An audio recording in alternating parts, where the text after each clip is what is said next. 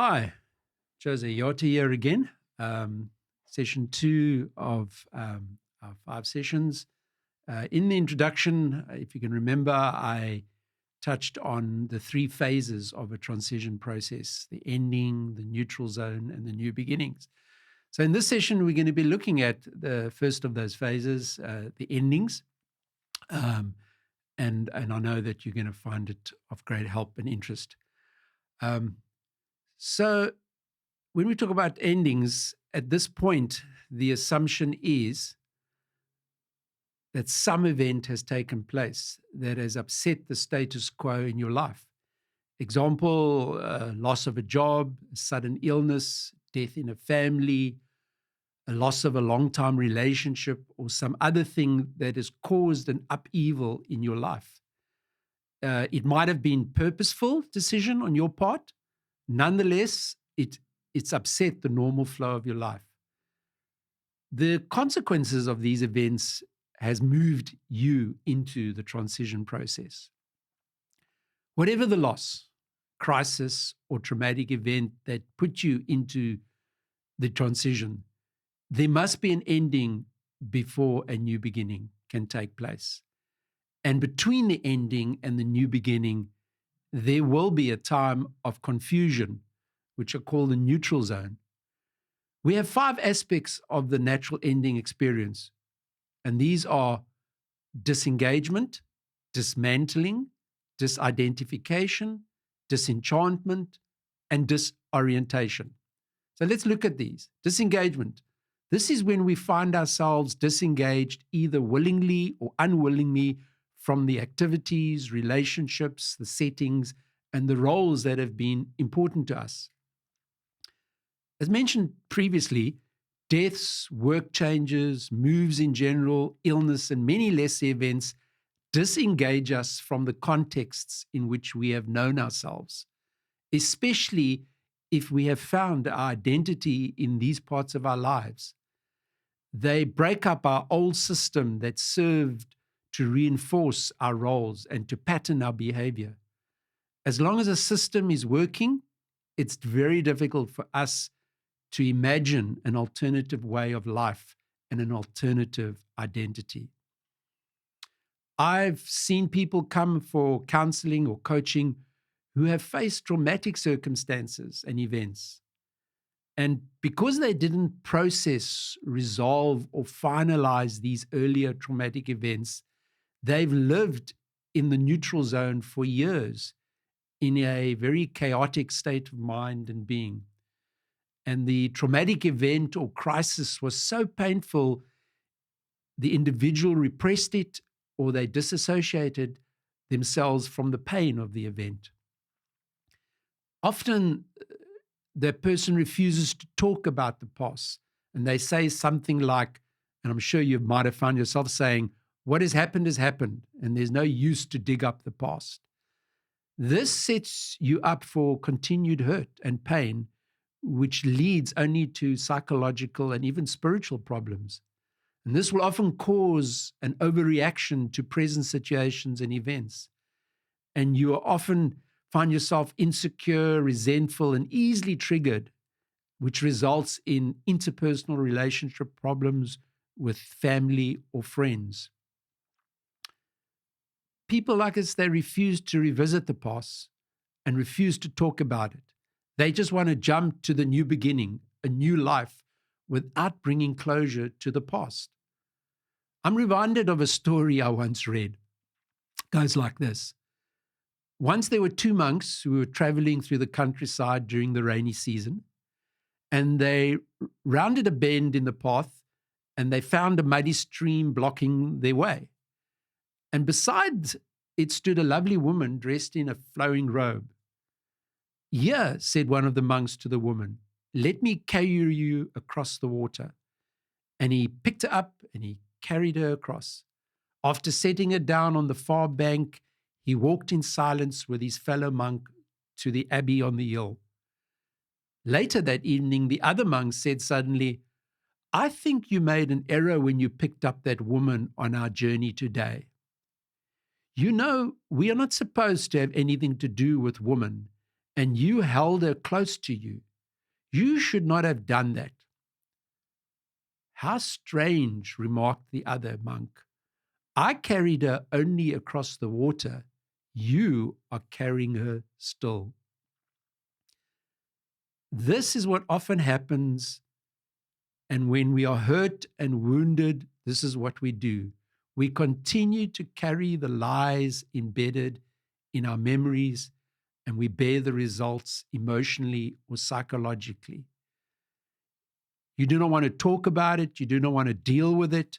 The fear of past events and experiences keeps you in bondage, and you do not let go of the lies and the fears. You fear to disengage, and therefore you can't move forward and have a healthy new beginning or a new chapter in your life. The present event, crisis and loss, may well be a gift in disguise because it brings you to the point of desperation, so you'll be forced to deal with the past as well as the present issues. And this is the grace of God in action. He loves us too much to allow us to continue living a mediocre life. He desires to bring us into a deeper relationship with himself and others, that we may be more effective in this life.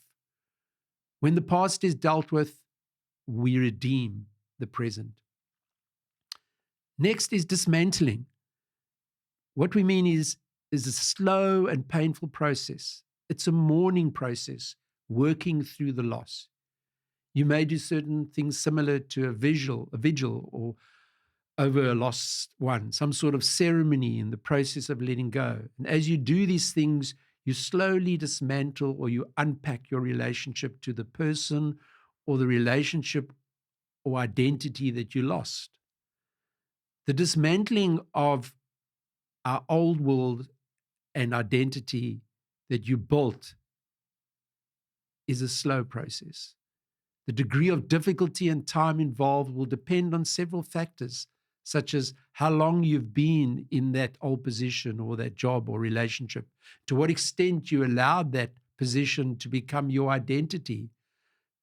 Other factors determining the difficulty and time it takes a person to successfully move through the stages of transition will be your own psychological and spiritual condition.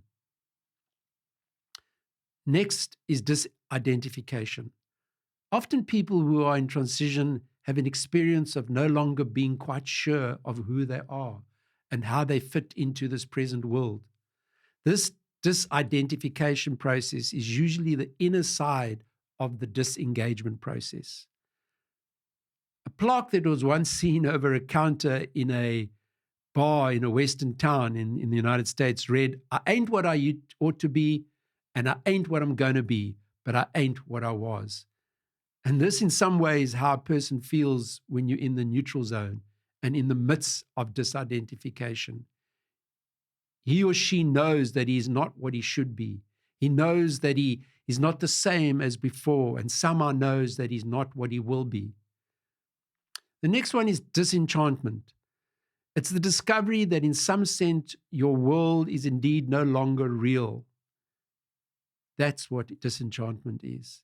And this may remind you of the disenchantments of your childhood, that there's no more a Santa Claus, that parents sometimes lie and are afraid and make stupid mistakes, that best friends let you down. But these disenchantments do not end with childhood, nor are they over yet.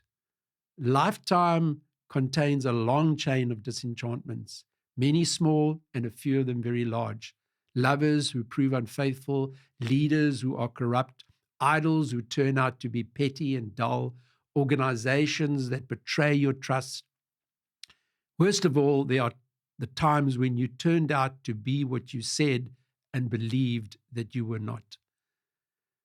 And the lesson of disenchantment begins with the discovery that if you want to change, really change, and not just switch your position, you must realize that some significant part of your old reality was in your head and not out there. The flawless parent, the noble leader, the perfect wife, and the utterly trustworthy friend can be an inner cast of characters looking for actors to play their parts. Lacking that perspective on such experience, however, we often miss the point and simply we become disillusioned. The disenchanted person recognizes the old view as sufficient in its time, but insufficient now. But the disillusioned person simply rejects the earlier view. The disenchanted person moves on, but the disillusioned person stops and goes through the play again and again, just with new actors. And such a person is on a perpetual quest for a real friend, a true mate, and a trustworthy leader. And the quest goes around in circles, and real movement and real development are just arrested and stopped. Disorientation, the last one, is meaningful, but it's not enjoyable. It's a time of confusion and emptiness when ordinary things assume an unreal quality. Things that used to be important don't seem to matter much now. We feel stuck, dead, and lost in some great dark non-world. Disorientation affects not only our sense of space, but also our sense of time. Generally, before we can find a new something, we must deal with a time of nothingness, which awakens old fears and the old fantasies about death and abandonment. We feel alone, we feel empty, we feel rejected and abandoned. There's a void in our life that does not make sense. And this time of confusion and nothingness is not an enjoyable time, but it may be a time that the Lord can and does speak. If we will take the time, have the patience to wait on Him, we can know His direction and will for this new beginning. And it takes time. We will learn about this when we look at the neutral zone. And just to throw in here, I remember that time in my life, that neutral zone, when you just feel lost and you feel void of anything. But it's a time where God can really move in your life. And I experienced that. So endings are times to let go of things. There is a difference between change and transition. Changes are driven to reach a goal, whereas transitions start with letting go of what no longer fits or is adequate to the life stage that you are in. And you must figure out for yourself what exactly that no longer appropriate thing is. What you let go of is internal. The transition itself begins with letting go of something that you've believed or assumed, some way you've always been or seen yourself, some outlook on the world or attitude towards others. In reviewing the 5 words depicting the aspects of ending: disengagement, dismantling, disidentification, disenchantment, and disorientation, we notice that only disengagement refers exclusively to external things. Dismantling refers to either an internal or an external process, whereas disidentification and disenchantment and disorientation all refer to internal things going on within us. It is the internal things that really hold us to the past. And people who try to deal only with the externals are people who will walk out of relationships, leave jobs, relocate, but who don't end up significantly different from what and who they were before. They are likely to be people who have learned to use change to avoid transition and transformation. They storm out of a job rather than discover what it is in themselves that keeps finding such bosses to work for. They end another relationship rather than let go of the behaviors and the attitudes and the assumptions and the images of self or others that keep making relationships turn out this way. Change may lead to transition, but it is not of itself transition. Transition may lead to change, but what we ultimately want to see is the transforming work in our lives as we go through the transition process. Thank you for listening to this session. Our next session will be looking at the neutral zone. Goodbye. See you next time.